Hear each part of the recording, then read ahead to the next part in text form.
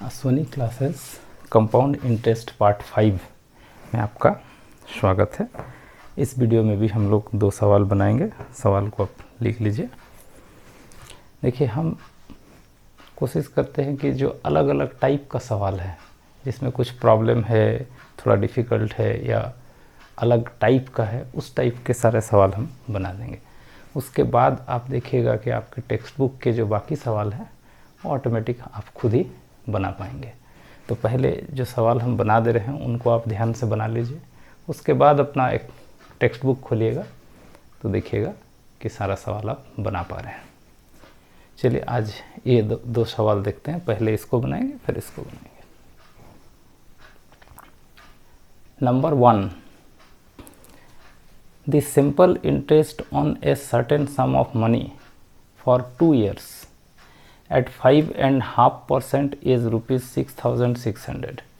What will be the compound interest on that sum at the same rate for the same time period?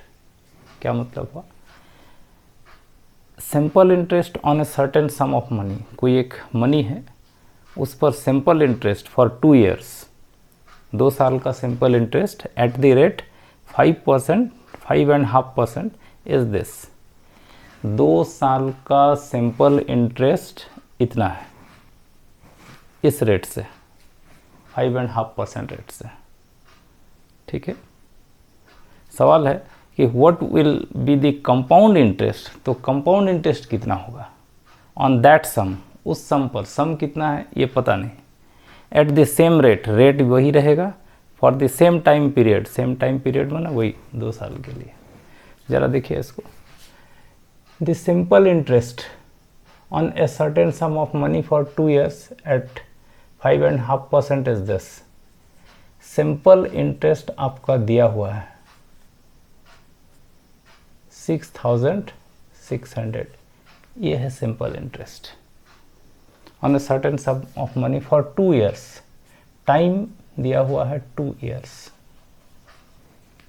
Eight 5.5%, मतलब rate of interest है 5.5। 5.5 मन होता है ये 11/2% per year. इसको ध्यान रखिएगा।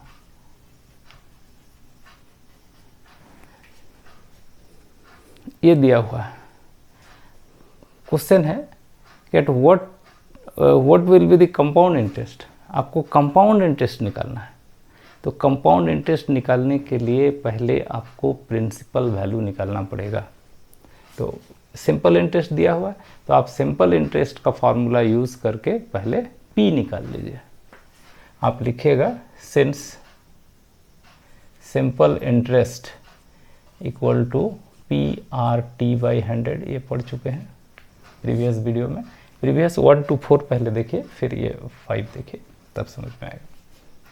सिंपल इंटरेस्ट दिया हुआ है 6,600। ओके, पी ये दिया हुआ नहीं है, इसको निकालना है। और आर है 5.5%, 11/2%, 11/2 ऐसा। परसेंट माने ये नीचे तो 100 होता ही है, ये पी आर हुआ। और टी है आपका 2 years ऐसे। पी ये है RT/100। ओके, यहाँ से आपको P निकालना है। इसको आप थोड़ा सिंप्लीफाई ऐसे कर सकते हैं, ये 2 कट जाएगा तो ये हो जाएगा P × 11/100।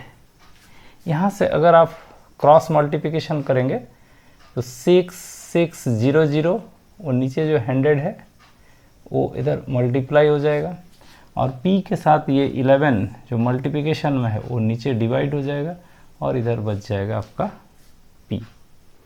तो यहाँ से आपको P का वैल्यू निकाल लेना है। ये तो सिंपल कटेगा। 11 6 66 2 0। तो आप यहाँ से P निकाल सकते हैं।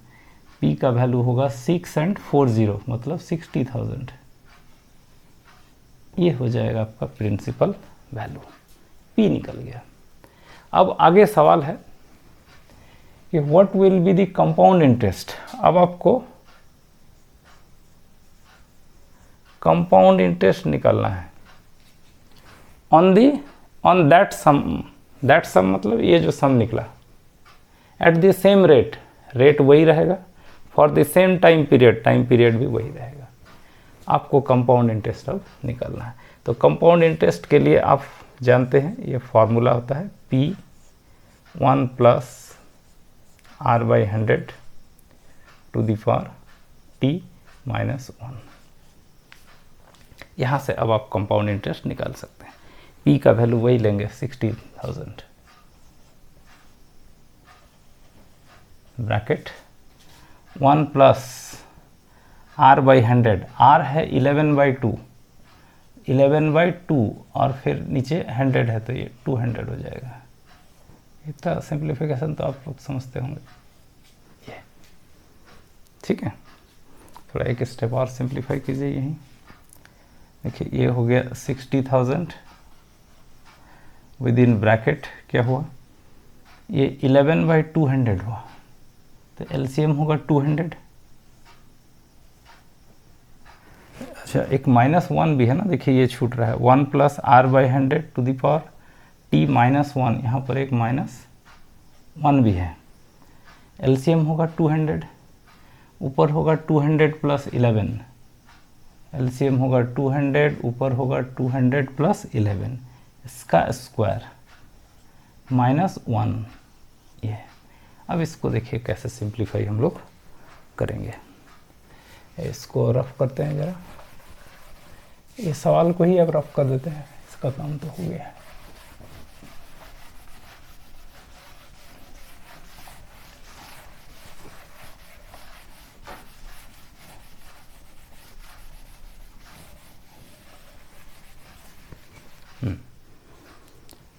आपका ये निकल रहा है कंपाउंड इंटरेस्ट का वैल्यू 60,000 और ब्रैकेट में है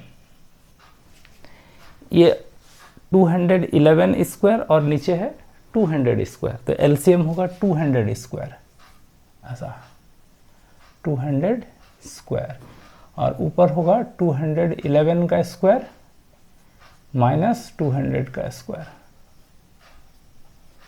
ऐसा है ना। ये 211 स्क्वायर बाई 200 स्क्वायर, एलसीएम हो जाएगा 200 स्क्वायर, वो उधर मल्टीप्लाई होगा। ऐसा सिंप्लीफाई करते हैं ना, इतना तो जानते होंगे 8 क्लास में आप लोग। 60,000, अब इसको सिंप्लीफाई कीजिए। 211 स्क्वायर माइनस 200 स्क्वायर, हमेशा अवॉइड कीजिएगा कि ज़्यादा गुणा ना करना पड़े, मल्टीप्लिकेशन डिवाइड कम से कम करना पड़े, वो आपके लिए ज़्यादा अच्छा होता है।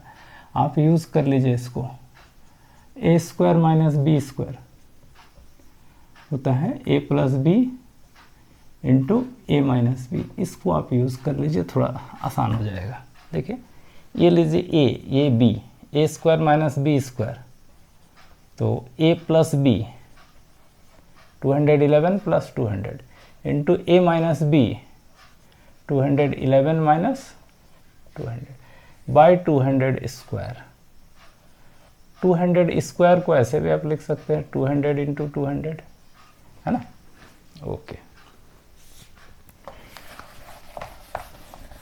लिख लीजिए तब तक, जब तक हम ब्लैक बोर्ड रफ करें उस पीरियड में आप उसको नोट डाउन कर लीजिएगा।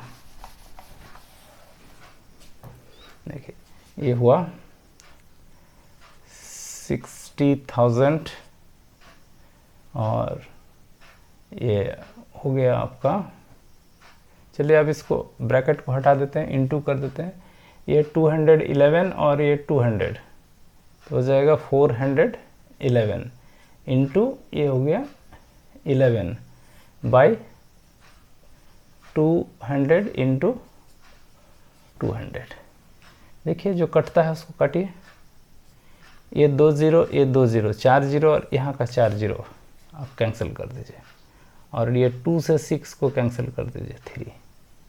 अब आप इसको 3 इंटू कीजिएगा 411, इसको मल्टीप्लाई कीजिएगा, फिर उसको 11 से मल्टीप्लाई कीजिएगा और जो रिजल्ट आएगा उसको 2 से डिवाइड कर दीजिएगा। आई थिंक ये मल्टीप्लिकेशन डिवीजन आप इजीली कर लीजिएगा।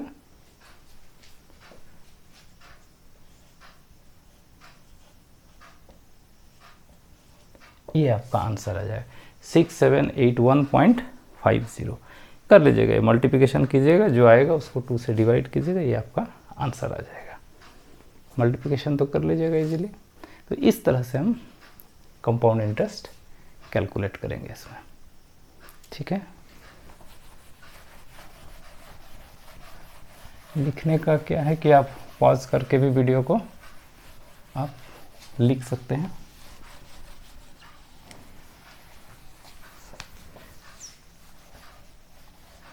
चलिए अब नेक्स्ट सवाल पर चलते हैं। नेक्स्ट सवाल है कि a certain sum amount to ₹2970.25 in 2 years at 9% per annum compounded annually. Find the sum. A certain sum क्या है ये मालूम नहीं, आप लिख लीजिए let the sum be P मतलब प्रिंसिपल वैल्यू। अच्छा, to this amount, to this मतलब अमाउंट बन जाता है 2970.25। अमाउंट टू दिस मतलब इतना अमाउंट बन जाता है इन 2 years, 2 साल के टाइम पीरियड में। 2 साल के टाइम पीरियड में इतना बन जाता है at the rate of interest 9% per annum, compounded annually compound हो रहा है। फाइंड द सम मतलब ये पी का वैल्यू निकालना है। अमाउंट दिया गया है, टाइम पीरियड दिया गया है, रेट दिया गया है, आपको प्रिंसिपल वैल्यू निकालना है। कंपाउंडेड एनुअली दिया गया मतलब ये कंपाउंड इंटरेस्ट का ही प्रॉब्लम है। तो आप लिखेंगे, सिंस हम लोग जानते हैं कि अमाउंट इक्वल टू होता है P 1 + R/100 to the power T। यहाँ से आपको P का वैल्यू निकालना है। ओके, अमाउंट का वैल्यू है 2970.50 equal to P which is to be calculated, और 1 + R है 9% और T है आपका 2 years।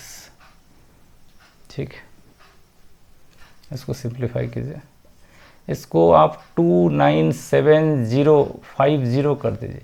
देखिए जनरली जब मल्टीप्लिकेशन डिवीजन करना हो तो कोशिश कीजिए पॉइंट को हटा लेने का। पॉइंट हटा लेने से आसान होता है। इनटू 100 तो आप लिख ही सकते हैं, इक्वल टू P, और ये हो जाएगा LCM 100 + 9, 100/100 इसका स्क्वायर। यहाँ से आपको P निकालना है।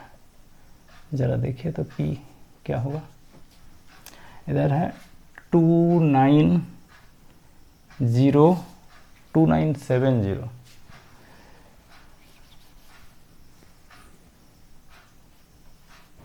050 इंटू 100। देखिए ये 109² है। इसको क्रॉस मल्टीप्लिकेशन कीजिएगा तो ये 100² ऊपर चला जाएगा और 109² नीचे आ जाएगा। इधर हो जाएगा 100² और इधर हो जाएगा 109 का स्क्वायर, और यहाँ P बच जाएगा तो उसको हम इधर लिख लिए। P इक्वल टू ये 100 इधर 100² मल्टीप्लाई होगा 109² नीचे आएगा। इसको आपको सिंप्लीफाई करना है। तो देखिए ये 100 से ये तो एक कटेगा, आप इसको लिखिएगा 297050 इंटू 100 होगा। ठीक है, आप इसको लिख लीजिए 109। ठीक है, अब इसमें ऐसे कोई खास सिंप्लीफाई तो नहीं होगा।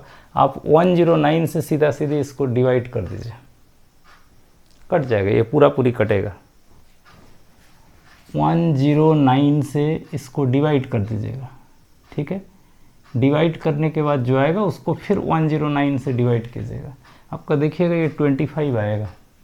डिवाइड कीजिएगा, इसको आराम से डिवाइड कीजिए 109 से, जो आएगा उसको फिर से 109 से डिवाइड कीजिएगा तो आपको 25 आएगा, और उधर 100 है ना, तो ये 25 100 आपका पी का वैल्यू आ जाएगा। ये सब होमवर्क आप लोग कीजिएगा, इजीली आ जाएगा।